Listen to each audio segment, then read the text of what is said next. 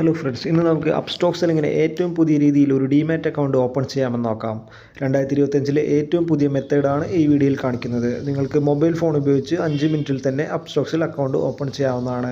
Upstox account open ചെയ്യാനായിട്ട് യാതൊരുവിധ ചാർജസും ഇല്ല. കൂടാതെ അക്കൗണ്ട് മെയിൻ്റനൻസ് ചാർജായിട്ട് ആനുവൽ മെയിൻ്റനൻസ് ചാർജും യാതൊന്നും അപ്സ്റ്റോക്സ് ഈടാക്കുന്നതല്ല.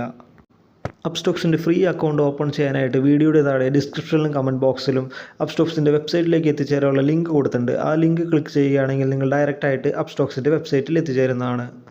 താഴെയുള്ള ലിങ്കിൽ ക്ലിക്ക് ചെയ്യുമ്പോൾ ഇതുപോലെയുള്ള അപ്സ്റ്റോക്സിൻ്റെ വെബ്സൈറ്റ് ഓപ്പൺ ആയി വരും. ഇവിടെ നിങ്ങൾ താഴെ നിങ്ങളുടെ മൊബൈൽ നമ്പർ തെറ്റുകൂടാതെ ടൈപ്പ് ചെയ്ത് കൊടുക്കുക. അതിനുശേഷം ഓപ്പൺ ഫ്രീ അപ്സ്റ്റോക്സ് അക്കൗണ്ട് എന്നുള്ള ഓപ്ഷൻ ക്ലിക്ക് ചെയ്യുക. ഇപ്പോൾ നിങ്ങളുടെ മൊബൈൽ നമ്പറിലേക്ക് OTP വരുന്നതായിരിക്കും. ആ OTPയോട് തെറ്റുകൂടാതെ ടൈപ്പ് ചെയ്ത് കൊടുക്കുക. അടുത്തായി നമ്മുടെ ഇമെയിൽ ID ആഡ് ചെയ്യാനുള്ള ഓപ്ഷനാണ് വരുന്നത്.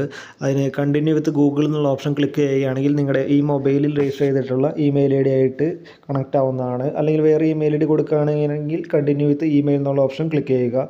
എന്നിട്ട് നിങ്ങൾക്ക് പുതിയ ഇമെയിൽ ID ടൈപ്പ് ചെയ്ത് കൊടുക്കാവുന്നതാണ്. ഞാനിപ്പോൾ ഇവിടെ കണ്ടിന്യൂ വിത്ത് ഗൂഗിൾ എന്നുള്ള ഓപ്ഷനാണ് ക്ലിക്ക് ചെയ്യുന്നത്. ഇപ്പോൾ ഇവിടെ നമ്മുടെ മൊബൈൽ ഫോണിൽ ഓൾറെഡി ലോഗിൻ ചെയ്തിട്ടുള്ള ഇമെയിൽ ID രജിസ്റ്റർ ആയിട്ടുണ്ട്.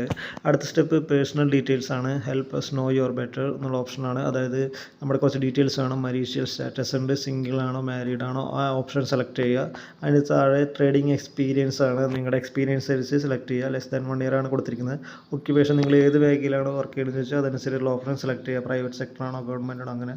അതിന് താഴെ ആനുവൽ ഇൻകം എത്രയാണുണ്ട്, അത് ബിലോ 1 lakh അതിന് നിങ്ങളുടെ അനുസരിച്ച് സെലക്ട് ചെയ്യുക. അതിന് ശേഷം താഴെയുള്ള കണ്ടിന്യൂ ബട്ടൺ പ്രസ് ചെയ്യുക. അടുത്തായി declaration for your Upstox account എന്നുള്ള ഓപ്ഷനാണ്. അതെല്ലാം വായിച്ചു നോക്കുക. അതെല്ലാം നിങ്ങൾ ഇന്ത്യയിലുള്ള ആളാണെന്നുള്ള പ്രൂഫിനുള്ളതാണ്. എല്ലാം ടിക്കറ്റ് കൊടുത്തിട്ട് താഴെയുള്ള കണ്ടിന്യൂ ബട്ടൺ പ്രസ് ചെയ്യുക. അടുത്തായി നമ്മുടെ പാൻ കാർഡ് ഡീറ്റെയിൽസ് ആണ് കൊടുക്കേണ്ടത്. എൻ്റെ യുവർ പാനിൽ നമ്മുടെ പാൻ കാർഡ് നമ്പർ തെറ്റുകൂടെ ടൈപ്പ് ചെയ്ത് കൊടുക്കുക.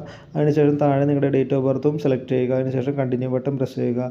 അടുത്തൊരു സെൽഫി ഫോട്ടോ എടുത്ത് അപ്ലോഡ് ചെയ്യേണ്ടതാണ്. ടേക്ക് എ ഫോട്ടോ എന്നുള്ള താഴെയുള്ള ഓപ്ഷൻ ക്ലിക്ക് ചെയ്യുക. അപ്പോൾ നിങ്ങളുടെ ക്യാമറ ഓപ്പൺ ആയിരിക്കും.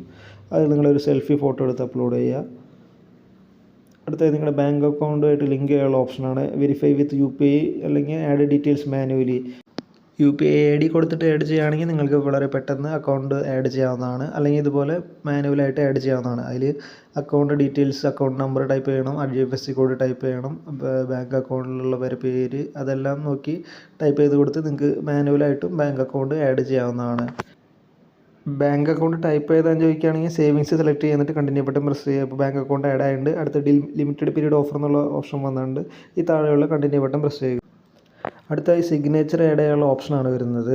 ഡ്രോ എ സിഗ്നേച്ചർ എന്ന ഓപ്ഷനിൽ ക്ലിക്ക് ചെയ്തിട്ട് നിങ്ങൾക്ക് മൊബൈൽ ഫോണിൽ തന്നെ ടച്ച് സ്ക്രീനിൽ നിങ്ങളുടെ വിരൽ ഉപയോഗിച്ച് സ്ക്രീനിൽ എഴുതിക്കൊണ്ട് തന്നെ നിങ്ങൾക്ക് സിഗ്നേച്ചർ ഇവിടെ ചെയ്യാവുന്നതാണ്. അല്ലെങ്കിൽ അപ്ലോഡ് എന്നുള്ള ഓപ്ഷനിൽ ക്ലിക്ക് ചെയ്യുകയാണെങ്കിൽ നിങ്ങൾ സിഗ്നേച്ചർ വേറെ ഒരു വെള്ള പേപ്പറിൽ ഇട്ടിട്ട് ആ ഫോട്ടോ എടുത്ത് അപ്ലോഡ് ചെയ്തിട്ട് നിങ്ങൾക്ക് ചെയ്യാവുന്നതാണ്. നമുക്ക് ഡ്രോ എ സിഗ്നേച്ചർ ഓപ്ഷൻ എങ്ങനെയാണെന്ന് കാണാം. ഇതുപോലെ സ്ക്രീനിൽ ടച്ച് ചെയ്തിട്ട് നിങ്ങളുടെ സിഗ്നേച്ചർ ഇടുക.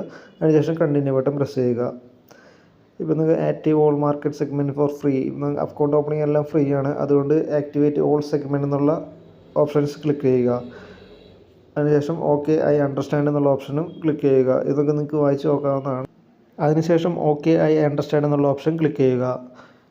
അടുത്ത അപ്ലോഡ് പ്രൂഫ് ഓഫ് ഇൻകം എന്നുള്ള ഓപ്ഷനാണ്. ഇത് ബാങ്ക് സ്റ്റേറ്റ്മെൻറ്റ് ഇതൊക്കെ നിങ്ങൾ അപ്ലോഡ് ചെയ്യേണ്ട ആവശ്യമില്ല. കാരണം ഇത് കൊമോഡിറ്റി ഫ്യൂച്ചർ ആൻഡ് ഓപ്ഷനിലൊക്കെ ട്രേഡ് ചെയ്യേണ്ടവരാണ് ചെയ്യുന്നത്. ബിഗിനേഴ്സ് ആയിട്ടുള്ളവർ ഇത് ചെയ്യേണ്ട ആവശ്യമില്ല.